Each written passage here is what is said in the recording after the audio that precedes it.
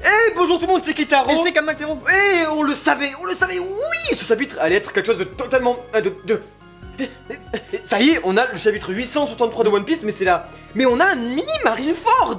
Mais vraiment, on a des actions, mais de mal. Waouh.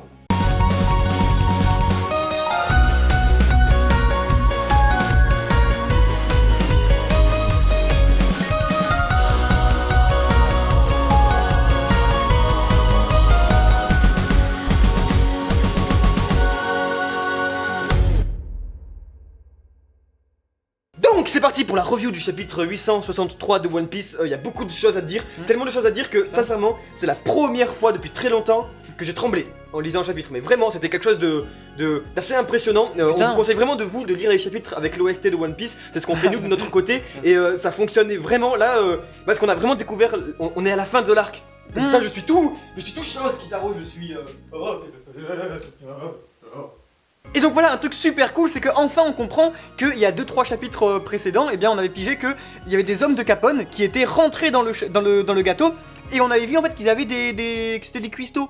Et que du coup ils disaient oui voilà tout est prêt etc. Ouais. Et bah du coup maintenant on comprend forcément que c'était pour mettre à l'intérieur des miroirs etc. avec tous les animaux que Luffy a embarqués, pour pouvoir créer une sorte de chaos général dans la fête. Voilà, donc au tout début, on va là, comme dit Kitaro, on a un petit flashback des familles au début qui expliquent un peu comment on en est arrivé là, hein, comment... Mais c'est tellement parfait parce que ça ne prend pas de temps, le chapitre il fait 15 pages et on est comme ça, on a 15 pages et il nous met une page au début, on comprend, on sait très bien, ça nous prend pas pour des cons, c'est pas là en mode Soshite, Mugiwara no Luffy, ah ok, on fait ça, non, on l'a, mais la suite, ce qui vient, pourquoi je dis que c'est un mini Marineford, c'est parce qu'on a toutes les actions, on a tous les leitmotivs pour ça en fait, Jinbe, on en parlera, mais on a et moi j'ai un truc non, je viens de me placer, c'est qu'un truc est super cool avec ce chapitre, c'est qu'en fait, il est réaliste as fuck, c'est-à-dire que en fait, j'ai capté, je me suis dit mais Big Mom, mais comment c'est que Big Mom elle se pose une question, c'est où est-ce qu'il est Luffy là, lequel c'est le bon Luffy. Elle a très bien compris que Brûlé avait utilisé son pouvoir etc. D'ailleurs son fils lui dit. Et ce qui est cool, c'est que je me suis dit, si c'était Barbe Blanche qui était là, il serait fait avoir aussi en fait, c'est-à-dire que personne peut rien faire. La situation c'est tellement un bon plan, mine de rien, Luffy, bravo parce que je pense pas que ce soit à 100% calculé, mais à mon avis il a bien compris la chose. C'est que personne peut agir là en fait, vous mettez n'importe qui, vous mettez les plus grands de ce monde, vous mettez Shanks etc. La première question qui se pose c'est lequel Luffy, j'ai pas frappé un chat. Bah voilà, d'ailleurs c'est ce qui est très, très bien foutu, c'est quand même ce que Capone dit. Il dit ouais, après il y a un comique de situation, mais il fait ouais, Mugiwara et tout, qui avait pensé qu'il pourrait faire un plan aussi chaotique, c'est tellement parfait, on sait pas qui est le vrai. Et juste après, dans la page juste après, il te fait un ouais, c'est moi. Bon bref, c'est Luffy, il a juste envie de faire du spectacle et tout, sans que ça marche. Enfin, son but premier c'était pas de foutre le bordel, enfin c'est... Un truc important, parce que ça on va revenir à la fin du chapitre, et c'est sans doute, on vous le dit d'avance, hein, c'est la fin de chapitre la plus impressionnante qu'on a jamais vue de One Piece. Tellement Kitaro Senpai dessiné hentai, parce qu'on n'est pas sur une fin de boum, cliffhanger, oh mon dieu, qu'est-ce qui s'est passé. Non, c'est un petit ressort comique. Attendez, ça on en reviendra, parce que pourquoi? Parce que parce que le gâteau explose. Le gâteau explose, et on a quoi? On a quelqu'un qui saute du gâteau. Est-ce que vous l'avez remarqué, c'est une petite ombre qu'on voit comme ça. 2, un truc comme ça. Et oui, ça ressemble très fortement à Brook. Bon, on y revient. Ça quelque chose de très important, c'est qu'on va sûrement le voir après parce qu'on n'a pas de Sanji et on n'a pas de Vinsmoke dans ce chapitre là. Ouais, c'est très bien vu, d'ailleurs c'est marrant parce que l'espace il est créé, enfin là maintenant c'est... Si on analyse un peu, on voit très bien que le mangaka il crée son espace et voilà, il choisit un peu ses règles, hein, parce que là les Vinsmoke qui sont absolument pas là, qui disent absolument rien, ça montre que c'est du grand n'importe quoi, mais c'est très bien foutu. Mais pour en revenir à ce qu'on disait la semaine dernière en disant que on a ici un énorme chef-d'œuvre, c'est parce que il a réussi à instaurer le climax dans le précédent chapitre avec vraiment, vous savez, tout le monde ce que pense et tout. Bref, les plans, regardez les plans du dessin, c'est incroyable hein, ce qu'il a réussi à dessiner cet homme, c'est on s'en rend pas compte parce que nous on est là, on est dans l'action et tout, mais en fait, en prenant un peu de recul, c'est complètement ouf. Chose aussi très importante, le personnage en fait de Coco, je sais pas quoi, qui est en fait le chef de l'Economics Time de One Piece, qui est en fait la définition même, voilà, l'allégorie du journaliste un peu pervers, qui vous savez, au lieu de comprendre un peu ce qui se passe, veut absolument que des scoops, et donc en profite lui-même pour faire ça. Vous voyez, c'est comme quand nous on sort nos téléphones alors qu'il y a de la merde, tout comme ça, voilà, lui c'est exactement ça. Et donc ce qui est cool, c'est que voilà, il se dit oh, il y a Mugiwara de Luffy, oh en plus Jinbe va rejoindre l'équipage, oh Big Mom elle est en colère et tout, c'est cool. Il prend pas du tout parti, il est complètement impartial, mais il profite un peu du chaos. Voilà, c'est parce que tout le monde se posait la question, il y a des gros mafieux qui se pointent, et du coup, ben lui, ça a pas l'air d'être un grand méchant bonhomme, quoi. Du coup, voilà, on comprend finalement que le mec, ben, il y a des gros il ennuis suit qui se juste passent. ses intérêts. Quoi. Et voilà, il est juste là, ouais, c'est un scoop, c'est un scoop. D'ailleurs, il structure le chapitre un petit peu, le gars. Il est là à 2-3 reprises, et à chaque fois qu'il y a un gros événement, il dit waouh. Bref, voilà.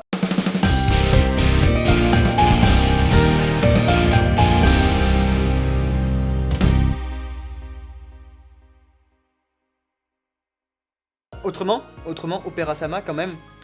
Ce qui est juste, moi, ce que j'ai beaucoup aimé avec le personnage, c'est que, en fait, eh bien, ça nous montre encore une fois que l'arc de Totland, qui était un petit peu particulier, eh bien, prend tout son sens maintenant. C'est-à-dire que voilà, on avait Opera Sama, tous ces petits trucs un peu comme ça qu'on avait tendance à oublier parce que c'était pas, franchement, on peut se le dire, mémorable. Voilà, c'est pas les meilleurs chapitres de One Piece, mais du coup, maintenant, encore une fois, voilà, maintenant tout s'explique et le monde de One Piece, il est très bien foutu, enfin il est extrêmement vivant et d'ailleurs ben voilà les personnages ils sont en sueur, ça sert à rien qu'on a gens random là qui nous disent oh merde Opera Sama a merdé et tout, mais c'est très puissant parce que ça nous dit merde, la situation elle est cocasse, Voilà, une chose aussi très importante, c'est qu'on apprend donc forcément maintenant le pouvoir enfin de Katakuri, qui est encore plus charismatique que jamais, et on apprend donc que c'est le fruit du mochi, le mochi no mi, qui est en fait voilà le riz en fait gluant, la pâte de riz gluante qu'on mange en dessert au Japon et tout. Nous on a un peu ça avant, tu sais comment ça s'appelait là, le riz là, tu sais,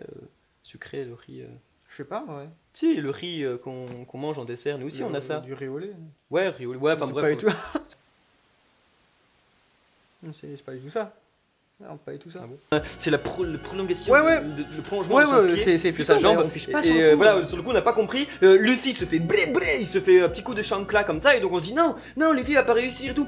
Parce que on le sait quand même, enfin Katakuri il est quand même ultra balèze. Sauf qu'en gros lui il était pas là pour faire genre faut que j'arrête Mugiwara no Luffy. Non, parce qu'en fait il va s'attaquer à la photo de la mère Caramel. Et d'ailleurs Big Mom ça qui est cool c'est qu'il dit oh Katakuri ça va quand même je pense que je peux gérer les trucs hein tu vois. Et elle fait non Mama il s'attaquait à la photo. Oui parce que juste avant il préparait en fait un jet pistol. Donc c'est pour ça en gros Big Mom était là c'est bon je peux arrêter ces vieilles attaques. Non en fait c'était vraiment pour le portrait là. Un truc quand même qui est important c'est Capone qui fout rien. Si il se prépare parce qu'en fait Capone ne peut pas agir avant que la photo tombe. Et voilà donc on a ça et maintenant, le point le plus important qu'on s'y attendait pas vraiment, c'est l'intervention de Jinbei. Déjà Jinbei qui fait un Marineford parce que nous on l'avait pas vu venir. On n'avait pas vu venir ça. D'ailleurs moi Jinbei quand même, désolé, mais quand même j'ai trouvé que c'était pas respectueux en fait de base. Parce que quand il y a un plan qui est préparé et tout comme ça, je trouve que ça va pas de dire je fais mon plan. Bah on va l'expliquer déjà, Kitaru. Parce que Jinbei il se pointe tout simplement et qu'est-ce qu'il fait, c'est qu'il dit écoute Mama, tu prends ma vie, tu les laisses partir. Mais du coup en fait ça nique tout à fait le plan et je trouve que c'est pas très respectueux parce que déjà il nous fait une Nico Robin quoi. Voilà. Et une Sanji Vinsmoke. Parce que Jinbei il arrive, il pose ses énormes coronesses sur la table et il dit écoute Mama, en fait ce que t'as pas pigé c'est que si je dois être sur le bateau du Seigneur des Pirates, je vais pas m'agenouiller là, me recroqueviller devant un petit Yonko comme toi en fait. Genre en fait c'est rien. Le non-respect. Le non-respect que Big Mom se prend depuis le début de cet arc, il est d'une violence déjà, il rappelle le Dendenmuchi dans la prison où Luffy dit écoute à la fin c'est moi qui va gagner parce que voilà enfin genre t'es qu'une Yonko tu la pètes et tout. Depuis le début elle se fait maltraiter il y a même aussi le Dendenmuchi de l'île des hommes poissons. Mais oui. Et puis même elle se fait voler Brook dans son sommeil, elle chiale et tout ça. Bref en fait Big Mom c'est une enfant en fait et c'est très particulier mais quand même ça se finit parce que Jinbei n'a pas peur. Oh là là, si Jinbei n'a pas peur et bien qu'est-ce que ça l'a fait? Eh bien ça fait que on peut pas prendre son âme parce qu'on voit à un moment les chefs cuisiniers ils sont en train de faire waouh le gâteau il est fini tout ça, ils font non on va se faire bouffer, ils prennent l'âme ce qui montre que c'est fini. Si tu n'as pas peur, Big Mom elle peut rien faire et ça c'est important parce que Luffy il est très loin d'avoir peur de Big Mom et du coup ben voilà ça peut le laisser présager un quelque chose d'intéressant contre Luffy et du coup Jinbei il arrive comme ça, tu sais pas d'où il la sort mais il fait comme ça, c'est comme Link avec ses bombes, hein, il sort sa petite coupe de saké comme ça, il fait écoute viens on boit tranquillou pour dire qu'on est ennemis maintenant. Chose importante, Big Mom accepte. Mais par contre, c'est dans la légitimité pure des choses que Big Mom décide de tuer Jinbei juste après. Et on a une case effroyable où il y a Oi Prométhée, Oi Zeus comme ça là. Tout se resserre petit à petit et ne laisse très peu de hasard dans les prochains chapitres parce que dans le chapitre précédent, on avait le gâteau qui explose et on s'était dit ce qui va se passer, il y a quand même un petit peu des trucs hasardeux qui vont pouvoir se dérouler, mais au final, ça laisse quand même présager que Luffy va sortir, etc. Maintenant, le chapitre il finit comment? Deux événements extrêmement importants. Big Mom qui passe à l'attaque, Donc dans le prochain chapitre, eh ben, qu'est-ce qu'il voulait qu'il se passe? Il y a quelqu'un qui va devoir intervenir, il y a Jinbei qui va mourir, on sait pas. Mais Parce que la dernière case, les deux dernières cases, c'est Big Mom qui attaque Jinbei avec une telle puissance, on la voit, elle utilise ses deux formes. Et la dernière case... Non, c'est vraiment trop bien fait parce que encore une fois, on voit Brook déguisé en Luffy. Mais c'est trop bien, c'est qu'il a un genre de ballon là. C'est hyper mal fait. Mais c'est qu'il est déguisé en Luffy, ça sert à rien. Mais oui, c'est comme on dit non, parce que c'était pour foutre un peu oui, mais même pour pas qu'on sache qu'il se rapproche de la. Si dire s'il y a Pedro qui se pointe et tout. Enfin, voilà, et ça, en plus, mais c'est trop bien comme il est dessiné parce qu'il pourrait très bien être dessiné en mode voilà, oui, des fois il est comme ça. Il fait un petit coup de marteau comme ça. Yoro. Non, franchement, c'est du mais. C'est de l'art. Et du coup, voilà, c'est ce qu'on disait en début. C'est lui qu'on voit sauter. En fait, Oda a pensé à le dessiner. En fait, il saute avec tous les Luffy. Mais c'est splendide. Et du coup, ce qui va se passer, techniquement, voilà, c'est que dans le prochain chapitre, il y a très peu de choses qui est laissées au hasard. Big Mom va attaquer Jinbei. Elle va se sentir paralysée, du coup, parce qu'elle va sentir la photo de Mère Caramel qui a été brisée. Et du coup, elle va se sentir mal. Elle va lâcher son haki des rois. Et à ce moment-là, il y a le plan des 5 secondes va commencer avec Capone. Et comment il s'appelle le Jean Spaghetti là avec qui sort le RPG là? Oh, je sais plus, j'oublie tout le temps son Vito, nom. non Vito. Voilà, le plan de 5 secondes va véritablement commencer. Limite, on pourrait avoir un chapitre qui va s'appeler genre 5 secondes dans le prochain chapitre, ça pourrait être sympatoche. Mais ce qui montre que le prochain chapitre va être encore super trop cool. Et c'est ça qui est génial, c'est que ça monte comme ça fait oui. Non, vraiment, enfin voilà, ouais, niveau. Enfin, on a vraiment des chapitres vraiment très intéressants et ça qui est cool, c'est parce qu'on se disait, ouais, Totland, voilà, il prend un peu la hype de Wano en moins, enfin voilà, on était là, bon, mais en fait, non, regardez où on en est, il nous fallait des chapitres, il nous fallait que Oda prenne le risque de nous installer un peu Wall Cake, le château, comment ça se passe, sa famille et tout, pour ensuite arriver là, sinon on n'aurait pas eu ce climax, et j'attends trop le chapitre, je tremblais de fou, j'étais en train de lire le chapitre et j'étais dans le mal, Kitaro. Qu'est-ce que vous avez pensé du chapitre? Parce que je pense que c'est un moment fort de One Piece et qu'il faut savoir en profiter parce que Nokai qu'après il va y avoir un petit peu des temps morts, etc. C'est comme d'habitude et là on est à la fin d'un très bel arc quand même. Il y a encore plein de choses qui sont à se décider. Les Vince Mock, est-ce qu'ils vont être sauvés? Le sort des Mugiwara, est-ce que Sanji va être sauvé? Mais au final, il y a une phrase très shonen et à mon avis c'est la vérité qu'on peut prendre de ce chapitre, de cet arc. C'est celle de Luffy qui dit qu'au final les vainqueurs ce seront nous. Et ça à mon avis... c'est un shonen et on peut pas le manquer, c'est-à-dire que généralement quand Luffy au début de One Piece il dit je vais devenir le seigneur des pirates, bah voilà ça la foutrait mal qu'il le devienne pas, et là c'est pareil, c'est des phrases comme ça qui résonnent dans l'atmosphère du manga, et on peut pas faire en sorte que Luffy il perde, Nami elle meurt et tout ça, c'est nul. Donc à mon avis, ce qui va vraiment se passer c'est que ils vont réussir à se tirer. La chose qui est encore à se décider c'est le rôle de Big Mom. Véritablement, elle n'est pas encore passée à l'œuvre, elle va être paralysée dans le chapitre suivant. Il faudrait vraiment pas déconner, il faudrait pas que ça arrive à montrer que les Yonko, voilà. On est quand même dans la saga des Yonko, et voilà. Moi je serais juste déçu que Big Mom elle ait pas son heure de gloire, parce que pour le moment, tout ce qu'elle fait c'est faire peur. C'est tout. Et elle y arrive même pas. Et putain, c'est dur. Ouais, les mentions spéciales, oh mon corbeau. Ouais, les mentions, ça fait longtemps. Ça rime pas vraiment, mais juste un tout petit peu. Mention spéciale quand même à César. César qui... Ouais. Non, parce que c'est marrant parce que ils disent maintenant on compte sur toi César et tout. Allez, que t'es quand même cool, tu peux nous aider. Et Chopper ou Nami, je sais plus, qui disent non c'est le pire des espèces. Bah, non, je sais pas quoi penser de César. Et lui il pleure, il est comme ça, il fait. Mais c'est vrai que c'est trop dur parce que César c'était quand même le mec qui faisait Chilo, je vais te péter la gueule. Après le gars c'est là. Et là maintenant il est là comme ça. Il a changé. Je suis Gastaletto.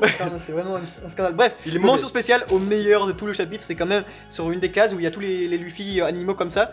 Bref, désolé, moi ça me fait rire, hein, vous êtes pas obligé de rire pour ça, mais c'est vraiment trop drôle. C'est quand même, il y a un des Luffy là, il y a une petite case où il fait miaou. Ça montre que c'est un bordel sans nom et que c'est très fort, que One Piece c'est toujours aussi balèze. Et merci de nous faire vivre des choses comme ça, voilà, je sais pas, comme si je parlais à Ishiroda, mais c'est... Merci, voilà, bref, une très belle journée en fait en soi. Et voilà les amis, merci à tous d'avoir regardé cette vidéo. On n'attend plus qu'une chose maintenant, c'est le 864. Et on se dit donc dans une semaine pour voir enfin le plan des 5 secondes de Capone. Je sens que ça va être du lourd, mais vraiment, ça va être hyper impressionnant. Damn right. C'était Kitaro. Et c'était Kamateron. Ciao ciao. Salut.